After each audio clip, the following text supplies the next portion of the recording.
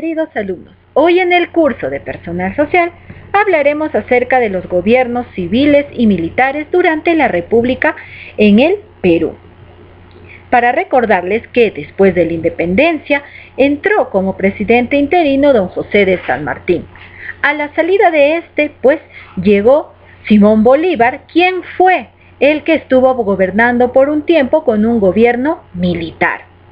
Después de ello hubo muchos cambios. Por ejemplo, estuvo José de la Mar, quien gobernó en el año 1822 hasta el año 1823.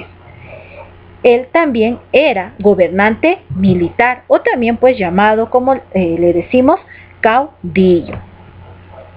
Más adelante estuvieron 3 gobernantes más militares, uno de ellos llamado Agustín Gamarra, y luego Ramón Castilla, que tuvo un gobierno en 2 diferentes periodos.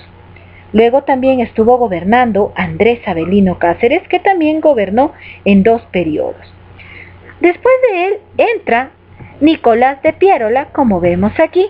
Él sí fue electo y él, a diferencia de los otros mencionados, él es un gobernante civil. Nicolás de Piérola estuvo desde el año 1895 hasta el año 1899. Seguido de él vino a gobernar Augusto B. Leguía.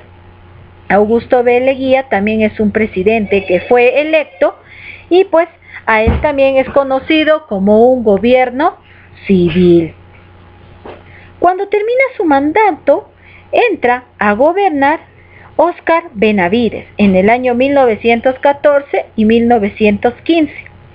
Él, a diferencia de los demás, pues José Benavides es un gobernante de corte militar, con un gobierno militarista, así como Luis Miguel Sánchez de Cerro, que también gobernó después de Benavides.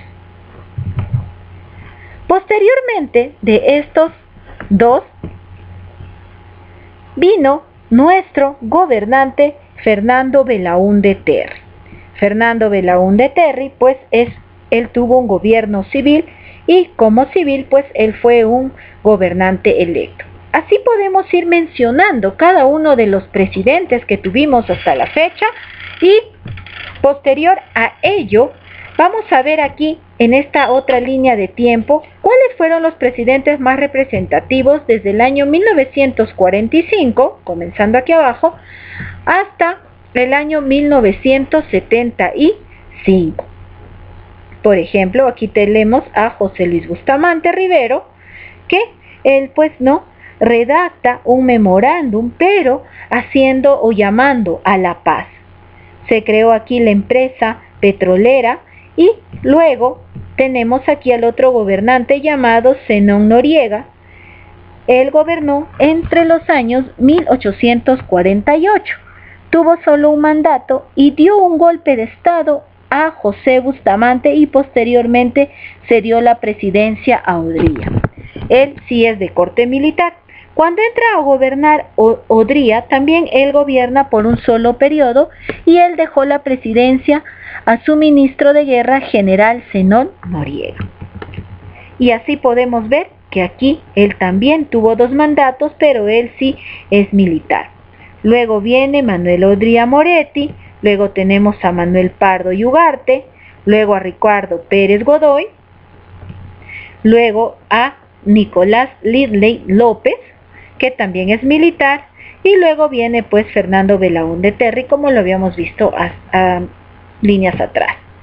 Y finalmente pues tenemos acá en el año 1975 a Juan Velasco Alvarado, que también tuvo un corte militar.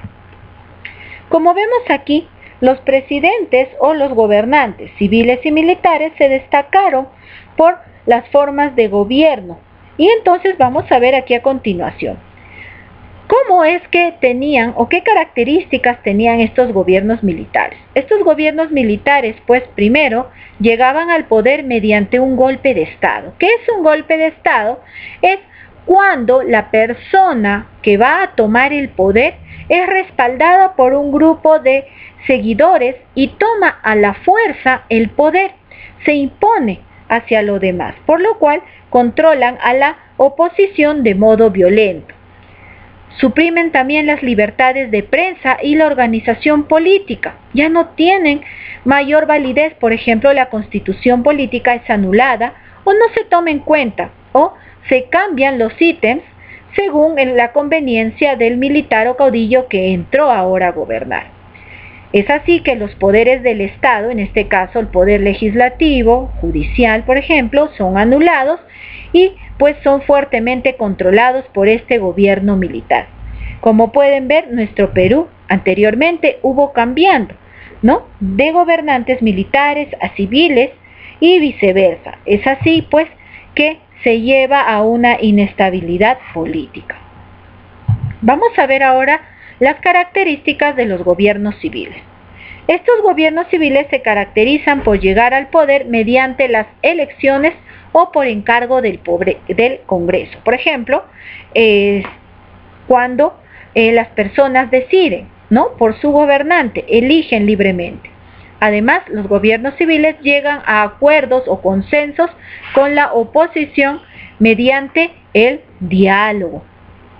También se respetan las libertades de prensa, quiere decir que los medios de comunicación pueden ir informando y hay una organización política en torno a los problemas o la forma de gobierno que se tenga que dar en el país.